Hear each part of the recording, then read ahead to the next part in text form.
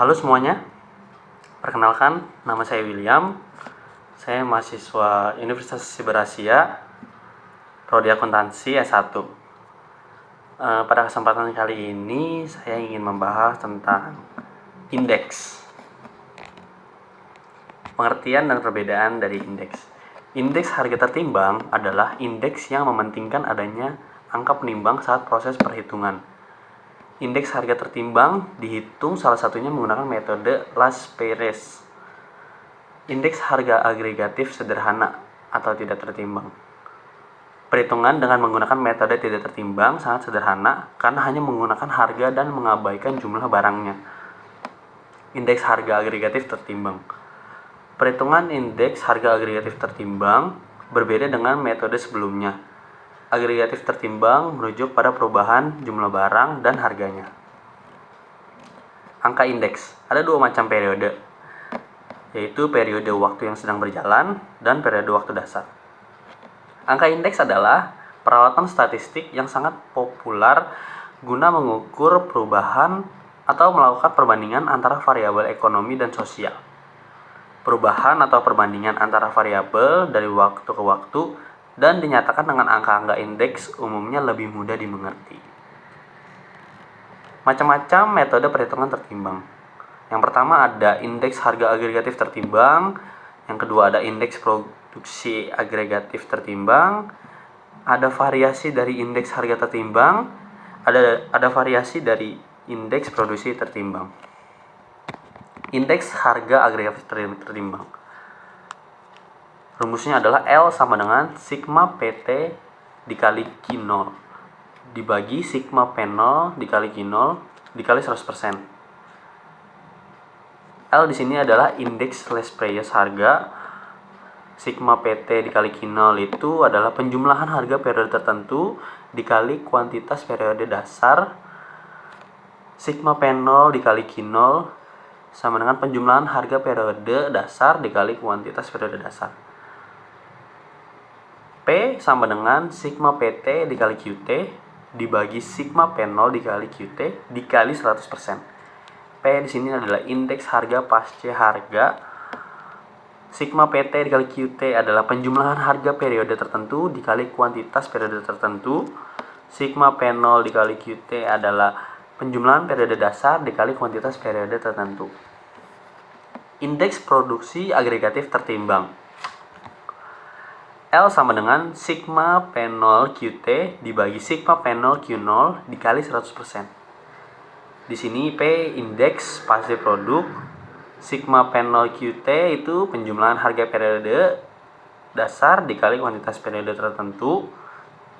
Sigma P0 Q0 itu adalah penjumlahan harga periode dasar dikali kuantitas periode dasar.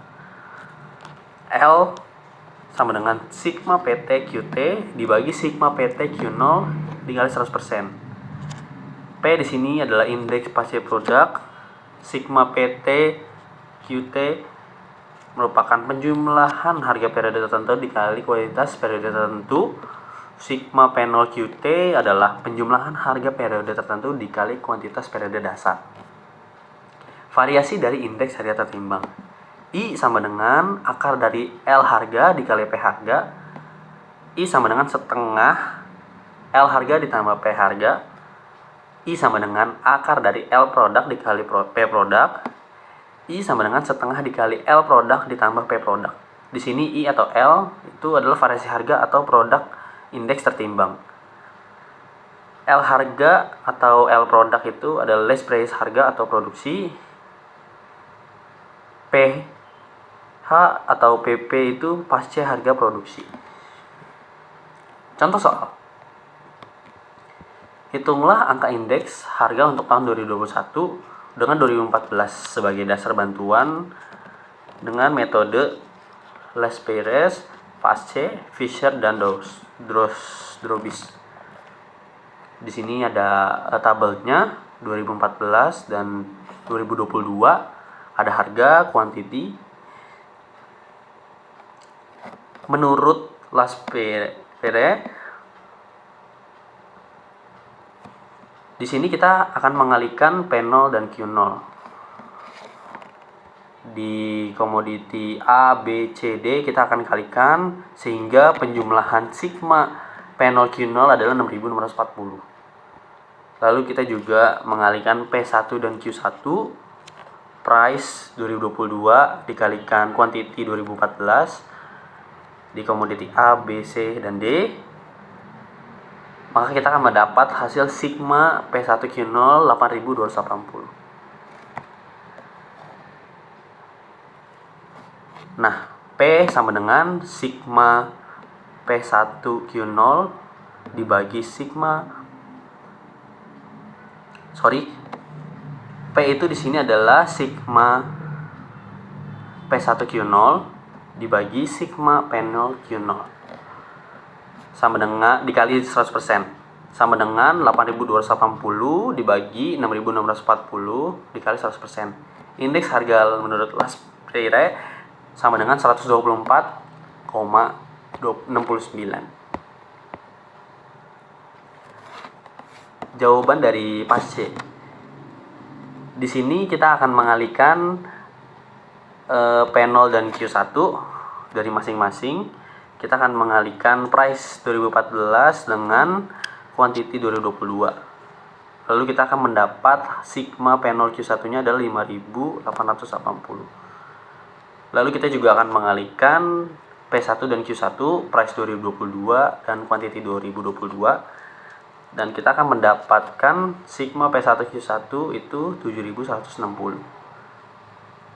Di jawaban pas C ini P sama dengan sigma P1 Q1 dibagi sigma P0 Q1 dikali 100%. Kita akan mendapatkan 7160 dibagi 5880 dikali 100%. Hasilnya ialah 121,76.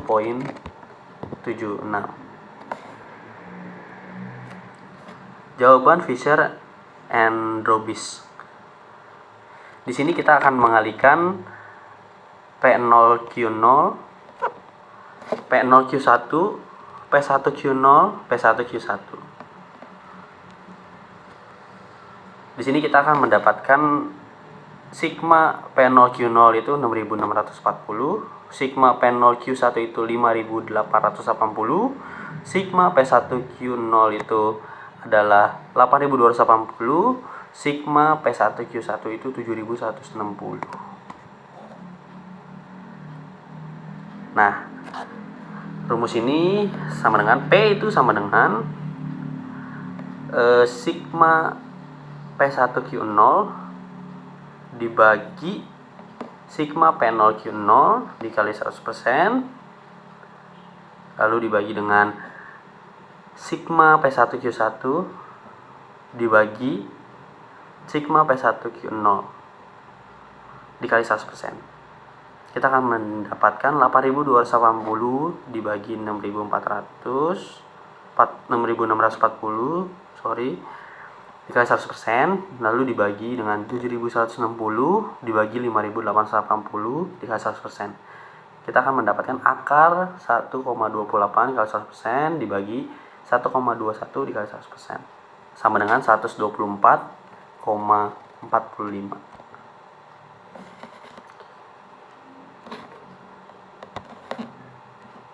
Lalu kita di sini akan membahas tentang konsep dasar probabilitas. Probabilitas adalah angka yang menyatakan kemungkinan terjadinya suatu peristiwa. Dengan kata lain, peluang terjadinya peristiwa yang berbeda-beda dapat diukur menggunakan probabilitas. Salah satu tujuannya adalah untuk mengambil keputusan. Tujuan probabilitas adalah untuk mengukur ketidakpastian dengan membuat prediksi atau hipotesis, sehingga seseorang dapat mengambil keputusan yang sesuai. Aturan dasar probabilitas. Dalam aturan penjumlahan ada dua, yaitu kejadian yang saling menghilangkan dan kejadian yang tidak saling menghilangkan. Aturan perkalian, kejadian bersyarat dan kejadian bebas. Pendekatan klasik. Pendekatan klasik adalah suatu asumsi bahwa seluruh hasil dari suatu eksperimen mempunyai kemungkinan peluang yang sama. Contoh, seorang melempar dadu dan ingin mendapatkan angka 6. Berapa peluang untuk mendapatkan angka tersebut? Di sini P probabilitas 6, jumlah dadu 6, Itu rumusnya adalah N angka dibagi NS. Di sini untuk mendapatkan dadu 6 berarti 1 dibagi 6, peluangnya adalah 0,167. Jadi probabilitas untuk mendapatkan angka 6 ketika seseorang melempar dadu adalah 0,167. Contoh soal hukum probabilitas penjumlahan.